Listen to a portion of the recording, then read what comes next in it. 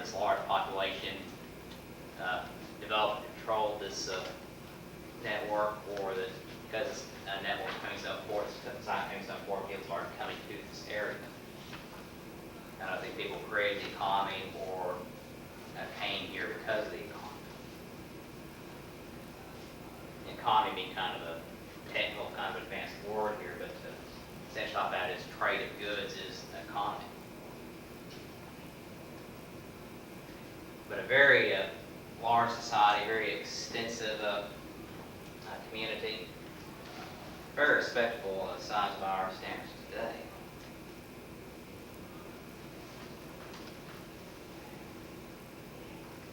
And saying this society continued for several hundred years and just kind of withered away. We're not sure quite what happened to it, but might have been some rival community started building up, becoming more important, shifting the trade networks back and forth. Weather or warfare might have shifted focus these different trade networks back and forth. But there are different focuses of these trade networks at different points. And this particular point at 1200 BC is a powerful point.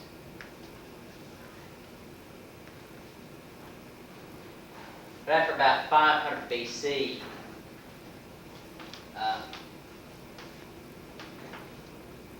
poverty point sites seem to have been largely abandoned by this point. Supports and trade network essentially over. It would essentially just kind of up and left it.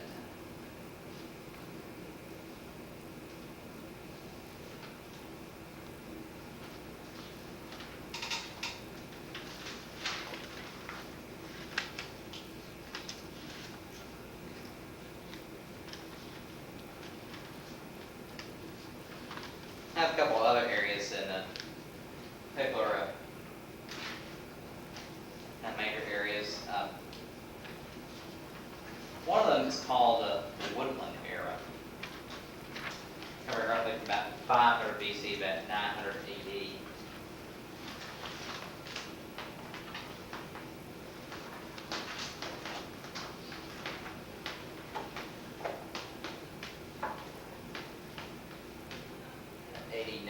Give or take.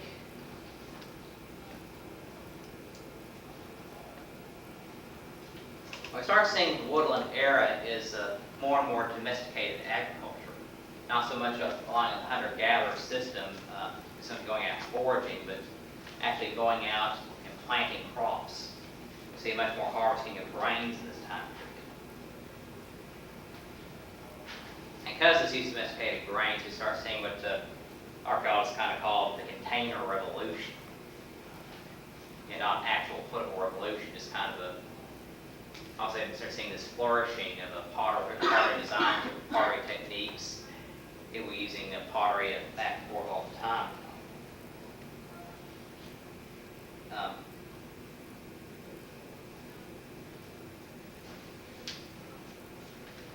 Start seeing a lot more rock art in this time period. People was kind of drawing pictures and designs on various outcrops of rocks and kind of caves. And again, those tell us a lot about society. People drawing basically what they know from images from their life, from their society, cultural symbols, which give us, again, a little bit more important illumination on just the different societies. Again, because we're using organic substances, sometimes berries mixed with kind of a crude paint, just kind of mashing together. They able to kind of chip some of these little bits of stains on these rock outcroppings, date them, able to tell that these designs were made probably about this time period.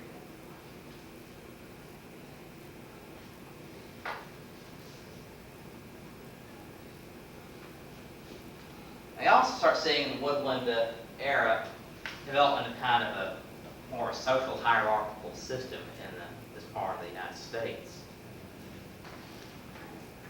It is an idea where there's someone very clearly in charge. There are clearly people have more prominent, more important positions in society than others. Not really kind of moving away from these egalitarian societies, these foraging societies. everyone's relying on each other. No one has any more no one has any more important a position than any other. Especially if you're living in smaller communities, people relying on each other. There's no specific set political system. There's kind of somebody one might kind of defer to, but there's no set political system, no set hierarchical system. Where we have more domesticated agriculture, more prosperous civilization, you start seeing this hierarchical system starting to develop. Apparently there are people who had more goods than others, more influence than others, more connections to these trade networks than others. People are looking to more and more. They're making themselves more important, basically kind of influencing, saying, look, if you want to send these goods up to wherever, you're going to have to talk to me. More people are kind of awed by the kind of wealth they're developing.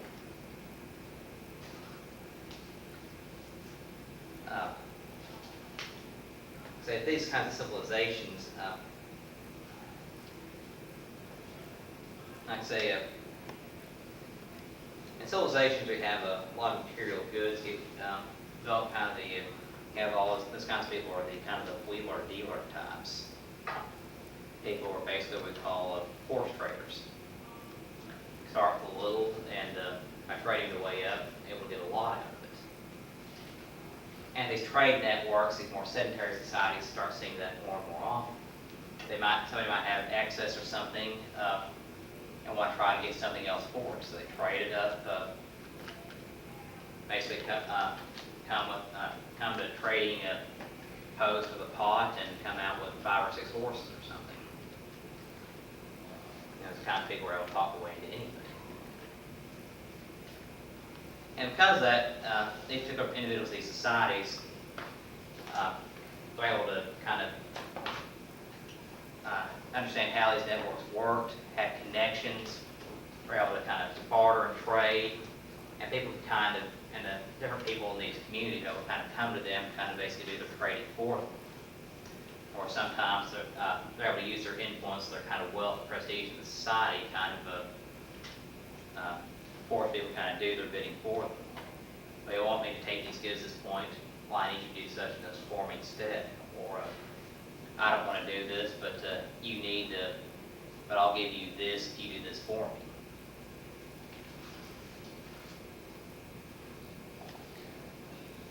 Now, one of the kind of interesting developments this time period, one of the interesting structures, is called the Toltec site. Here at page 12. Toltec site. That's a group of Native Americans referred to as the Toltecs in Central America. But these are not saying they have absolutely nothing to do with the site in Arkansas, near Scott, Arkansas.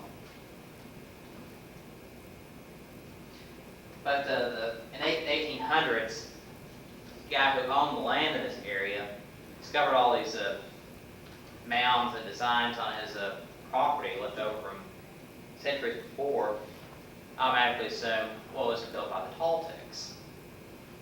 You may not really understanding quite who the Toltecs were, but he kind of recognized that the designs kind of reminded of these particular designs. And the name's kind of stuck. Kind of the name Native Americans has got stuck with Indian, because the earliest European explorers assumed that North America was not a separate continental system, but the outskirts of Asia. So I thought these people were from, this is actually India, these people therefore are Indians. They had nothing to do with India at all. They're Native Americans. They're a little different group of people. Because the name stuck. It's here on the Toltec side. Now, the particular earthwork site here in different mounds here at the Toltec site, kind of a very interesting kind of design.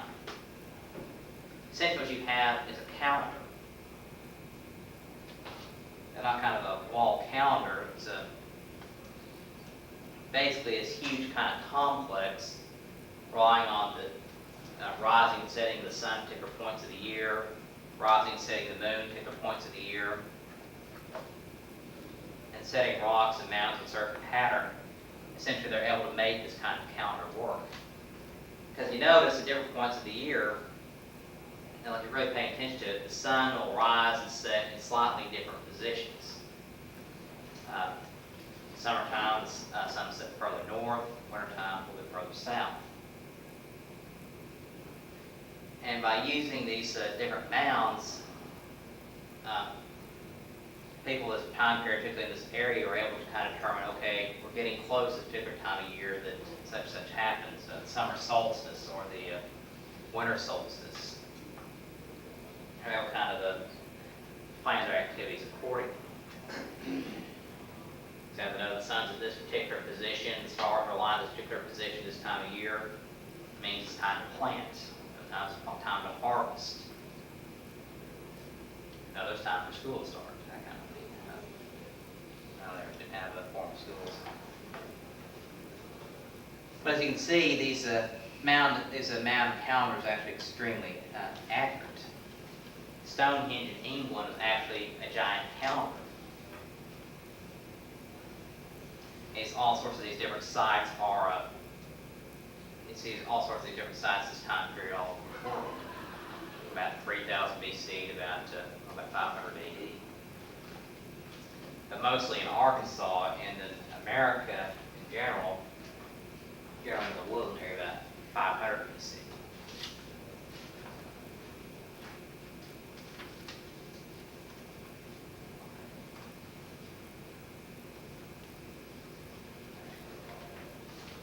As you can see, it took a lot of effort, a lot of the technical knowledge field to design these towns and actually make them work.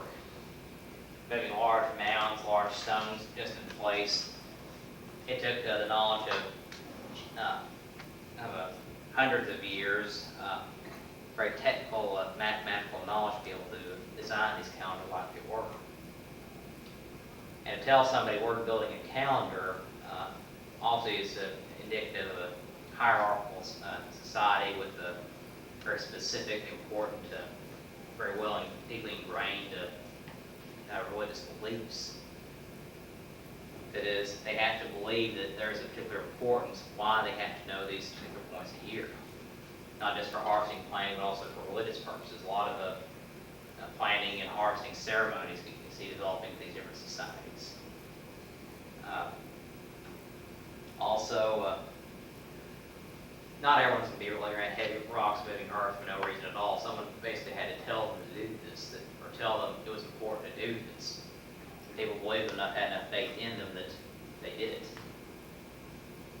Someone obviously had to direct this project. You know, just a group of 30, 40, 50, 100 people coming together and saying, okay, we're going to build a mound calendar. People start going off all in their own different directions. You're not going to have a calendar at all, but it's basically a big old pile of dirt. And that's what's happening here, is someone's correcting them saying, okay, I have this design, we're involved this way, make it work. And now, nearly 2,000 years later, it's still standing there.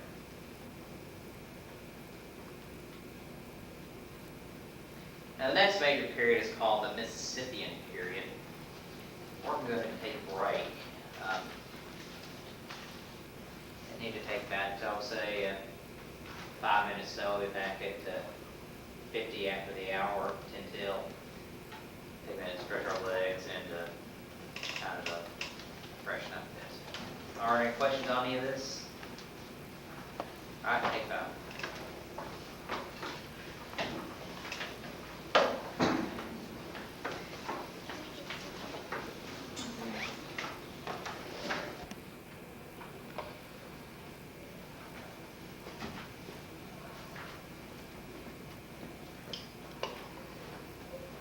Back now.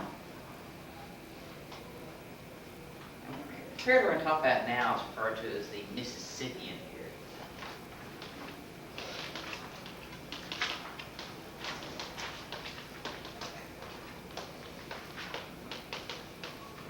specifically actually is a Native American word.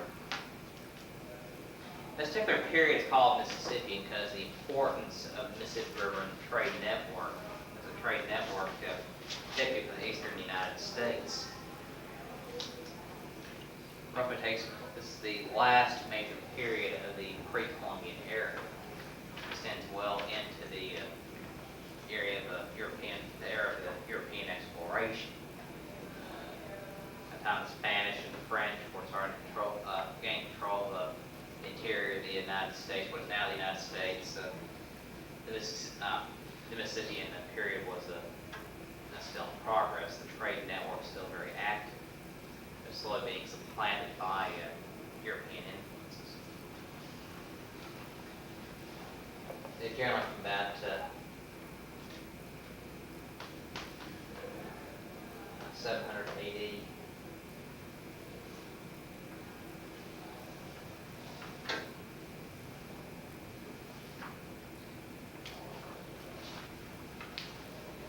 As you can see, there's a considerable population growth taking place in the state, or what would become the state.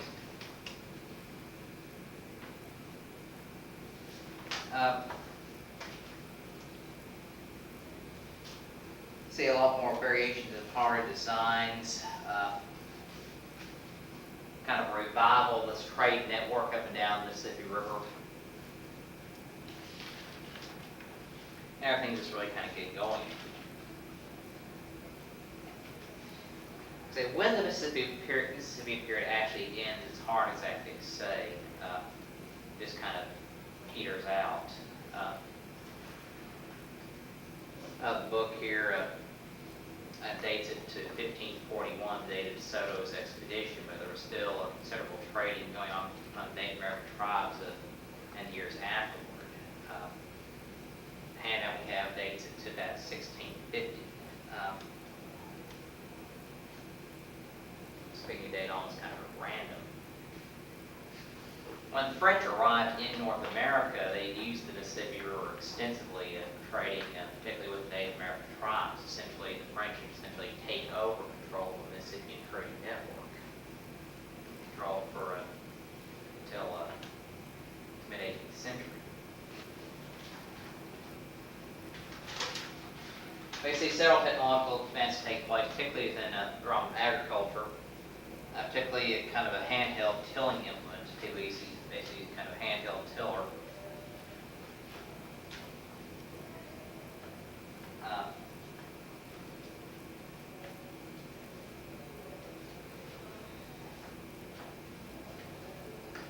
Start seeing elaborate settled communities developing. Look here on page 14, 15, see the artifacts in the Mississippian period, and the artist's conception of what a Mississippian village would look like. Pottery. For example, here on this panda here at the front, this essentially is a pot designed to use this one not uncommonly period about 1300, 1500, very late Mississippi period.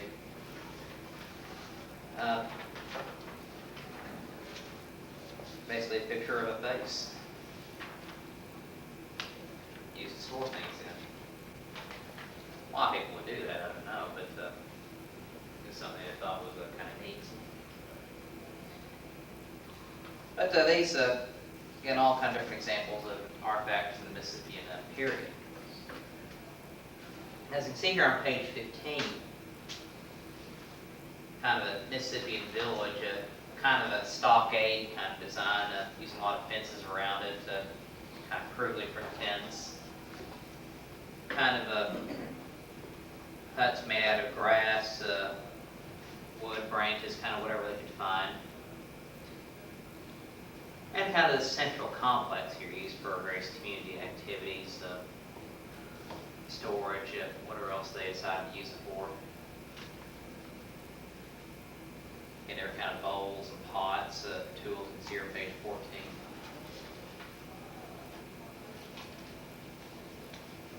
See on page 14 is kind of a mask made out of deer antlers.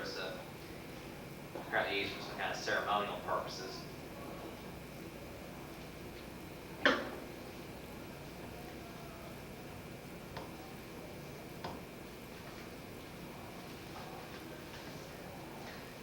Now, period from about 980 to about 1200 AD, see kind of a mixed economy starting to develop. Primarily agricultural, very subsistence economies, but kind of branching out a little bit. And the food supply is stable, so we're able to concentrate on other things for a while, not just obsessed with only with the food production.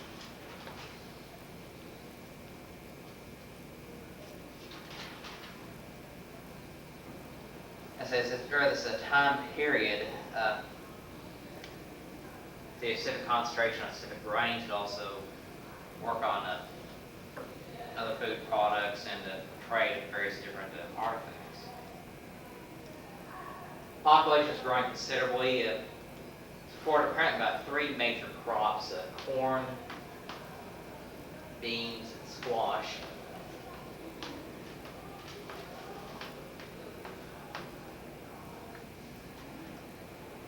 And corn and squash are primarily native to North America, not found anywhere else in the world. But these three together are what archaeologists kind of refer to as the three sisters. That by eating these three vegetables, you have a fairly balanced diet just by themselves. Which meant that since you can store these things for long periods of time, you can have a stable population, stable food supply, even into the most desperate times. A long, cold, bitter winter, a long drought, summers may last for a year sometimes, but you have enough food stored up, you can survive off of these. Even there's some kind of sudden massive decline or shift in the herd of animals, if you had these three, you could still live. And you might get tired of eating that for a while, but you could live.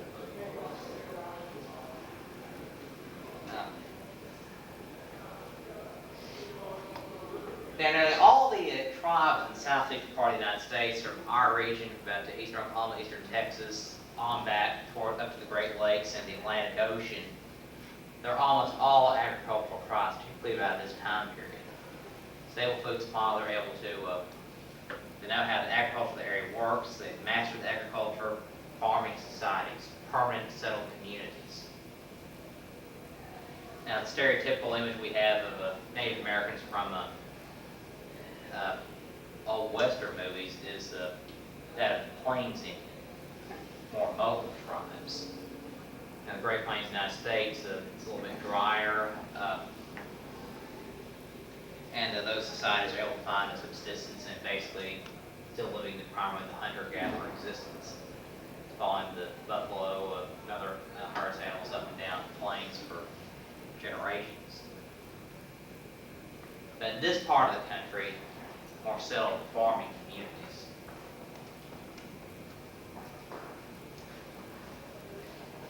And sometimes, though, you can tell there's apparently some kind of competition between some different tribes over who would just control these most fertile areas.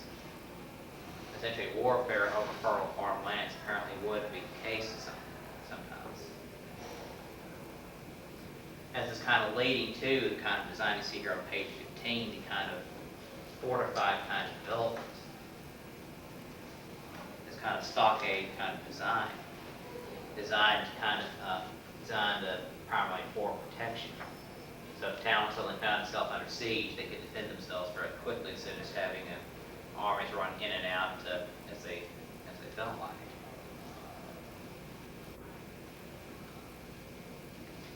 And start seeing, especially these societies became more advanced, more stable, more specialization, what the sociologists call division of labor. There are some people concentrate primarily on farming, others concentrate on other areas. For example, we might have somebody who's better at building than he is at farming, so they probably look for this man to do all the building for them.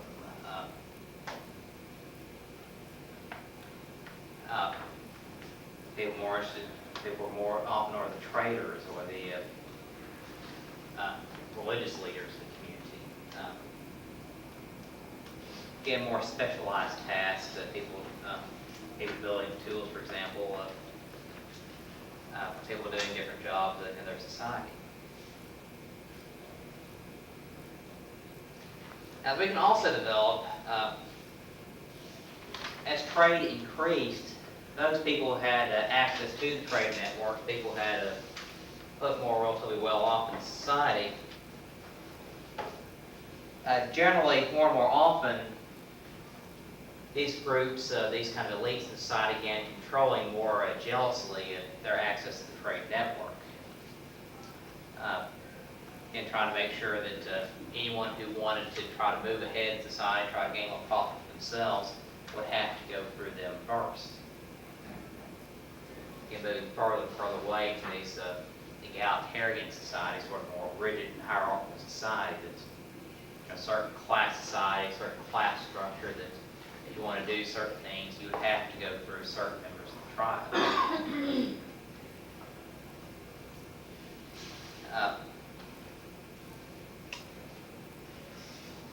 As we can tell, wealth in these societies is not represented by paper money like it is in our society, but by consumer goods, food, utilitarian objects, sometimes amount of clothing items they might have, or tools they might have, for example, or access to food they might have.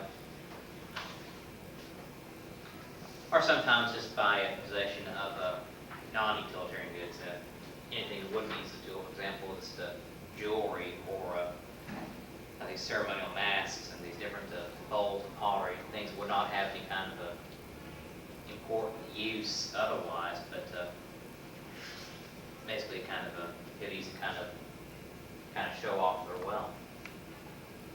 Basically, kind of our society, I think rich people drive a Rolls Royce or a Porsche or something like that.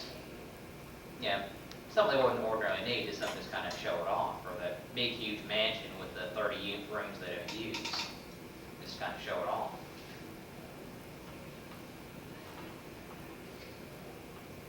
And sometimes, since some communities are more prosperous than others, these communities kind of use the celebrity, use this kind of influence, kind of control and other communities. So again, the merge of the Mississippian period was not just isolated communities, but more larger political bodies controlled by a central community, what they call chiefdom. Chiefdoms, depending on the tribe, might either be controlled by a small elite of people within one central community, or by one man in particular, the chief himself. Again, our topic here of these different societies is not just one society. They have a lot of things in common, have a lot of influences, but they are run slightly differently, and from community to community, they have a different beliefs from community to community. But the chiefdom system is becoming more and more prominent. Basically, the nearest equivalent in our society would be kind of like a county level organization. You have the county seat, the county capital, everything controlled from one central community, like El Dorado is the county seat of Union County, and it kind of guides policy for the rest of the county, surrounding communities. And that's kind of how this system worked, except all these chiefdoms in this Mississippi period were not very democratic.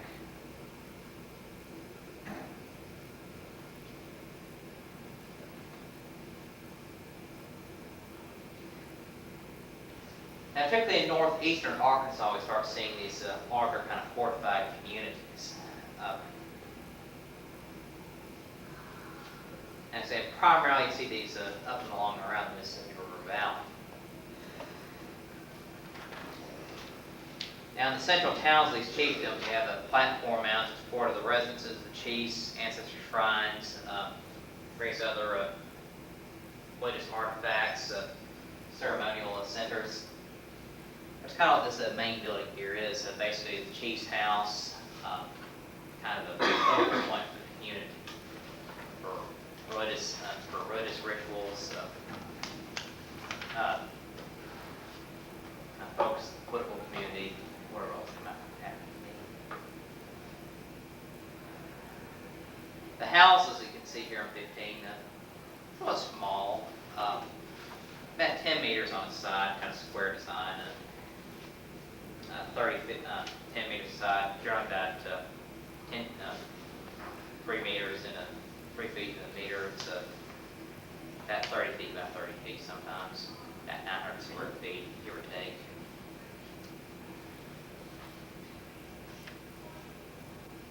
So these, often these houses had clay plastered floors, not just dirt floors. Walls start to stout posts under the ground are set into excavated wall trenches. Generally one room. But of course you don't have societies without running water, without a lot of excess consumer goods. They really didn't need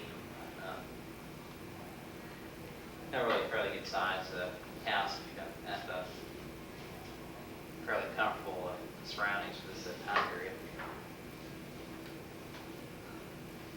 In fact, some of these towns would actually have kind of moats dug around them, or deep trenches. Sometimes they get able to kind of shift the earth water to have it filled with water, kind of give the town added protection.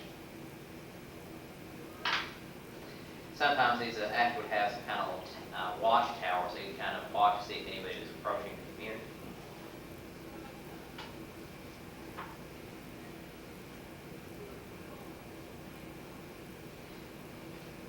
Actually, primarily close to major river centers, we see a lot of these sites. Northeast Arkansas is an example. There's a huge site just west of Fort Smith along the Arkansas River. There actually is a archaeological state park in eastern Oklahoma, not far from Fort Smith. A lot of mounds and excavation work done out there.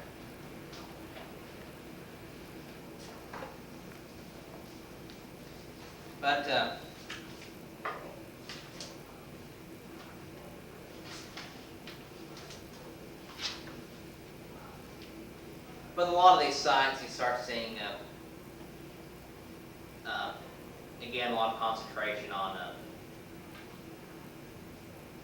burial mounds. It's really during this whole Mississippi period, the mound building societies really find their height of influence, the height of their enthusiasm for these kind of designs. Snake designs, bird designs, start seeing these more and more often, much more complex and elaborate designs, particularly in the Ohio River Valley. They see a lot of this area as well. Kind of a side Fort Smith, they call it great mortuary, this site called the Spiro.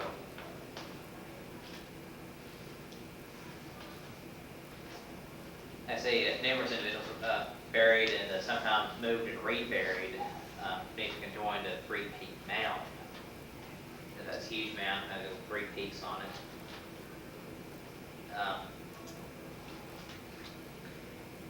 Sometimes people just thrown into the dirt, actually buried on top of described here as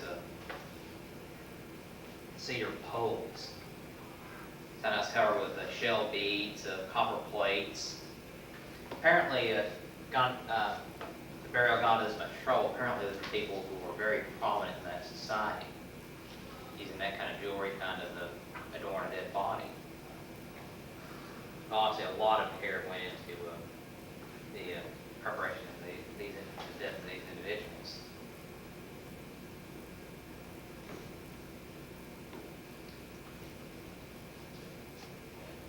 And especially with the Spiro site, we start seeing this kind of interesting kind of variation on this design. Is what we call a kind of a ceremonial cult of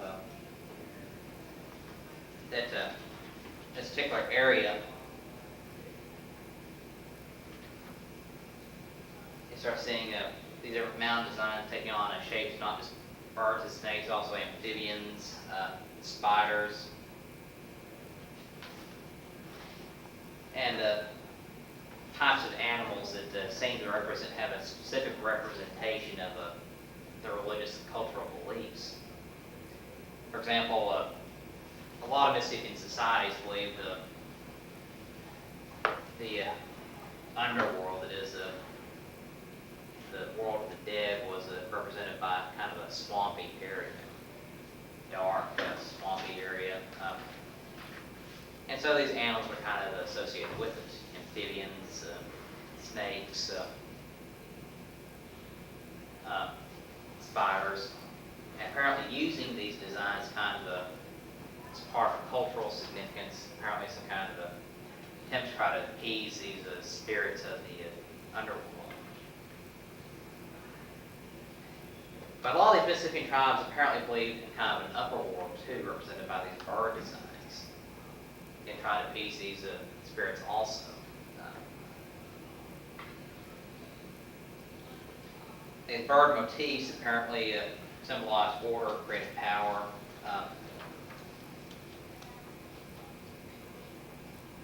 And they're apparently trying to tap into these beliefs also.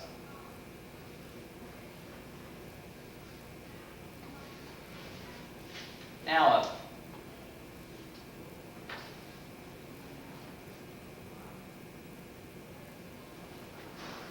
beyond these different ceremonial designs, we also start seeing much more fixed forms of agriculture. Even in some of the mountainous regions, we wouldn't ordinarily associate a lot of the in-depth agriculture, but there was a lot of agriculture taking place in the Ouachita Mountains and the Ozark Mountains. We see hunting, gathering, and farming societies existing throughout this entire period. But we start seeing the very different tribes starting to emerge later in the Mississippi period. We'll say for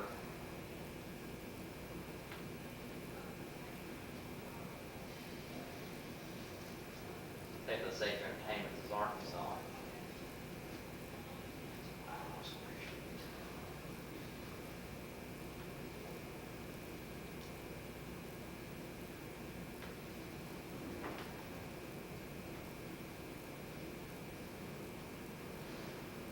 That in the entire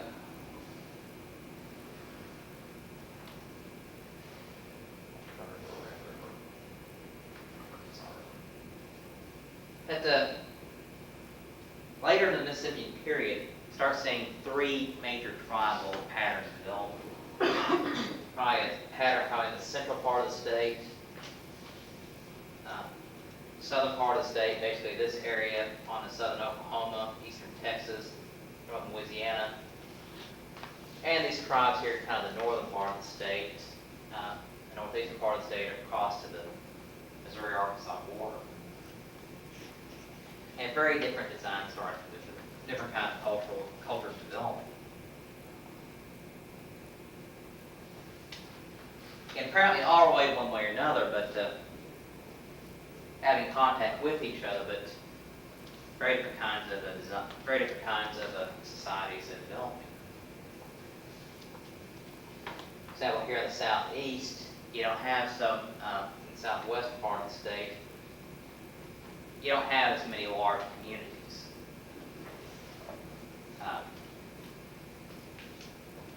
See, probably these Caddo tribes in this region,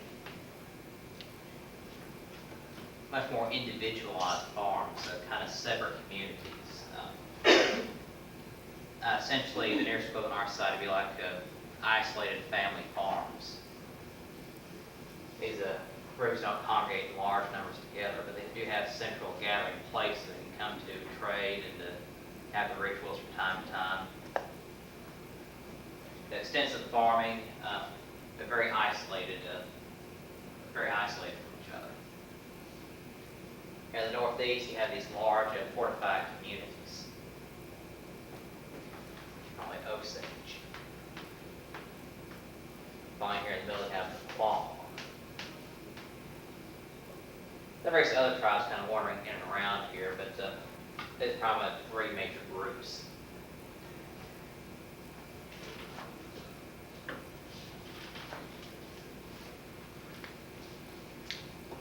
Now, be into this society in which the early Spanish and French explorers would be emerging.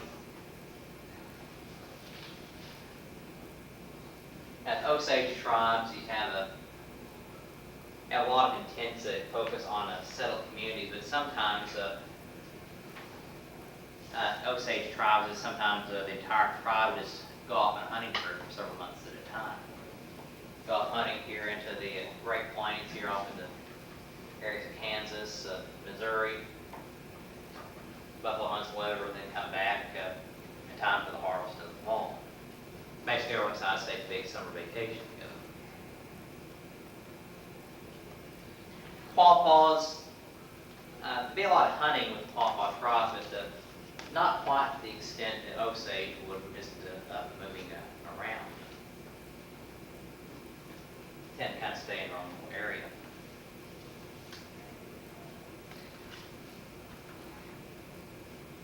But again, you start seeing different religious beliefs emerging. The Osage belief, especially, there's this kind of difference between the earth was descended from two types of people: the sky people and the earth people. They kind of base their beliefs on around that. There'd be tribes essentially be divided between the people who would be serving the sky people spirits and those serving the earth people spirits.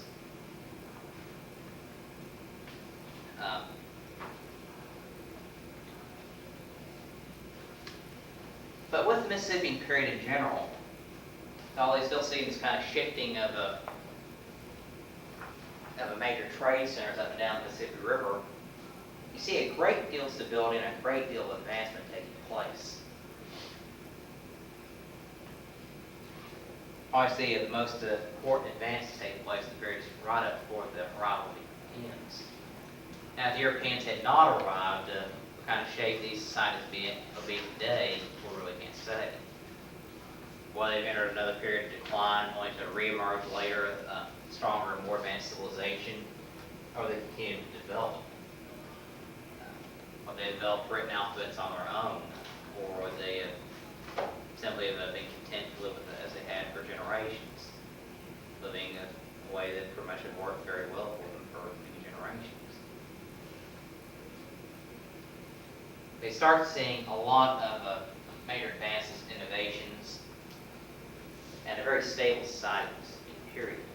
In fact, a lot of the tribes in the southeastern United States today, and since those tribes southeastern, still have a lot of these beliefs that were found within the Mississippi period. For example, the Cherokees still practice the same Mississippian era harvest festivals they had practiced throughout the entire time period. In some ways, some of these surviving southeastern tribes will kind of gives a glimpse into some of these Mississippian tribes. Just elements of these rituals and beliefs still surviving to this day. Some of the stories and legends kind of persisting to this day. Say the oral tradition is not a very accurate way of keeping records, and it gives kind of a glimpse into a society. The idea that a story's been passed down for so many generations says a lot about a particular society, not necessarily what the story's about, but just who the story is about, but the fact they've passed down the story. Why are they passing down the story? Why they keep telling it over and over and over again. Example of the story we tell in our society tells a lot about us. Jonah the whale, the story of Noah's Ark. It's important because it's important to our religious beliefs, so we keep passing down the stories over and over and over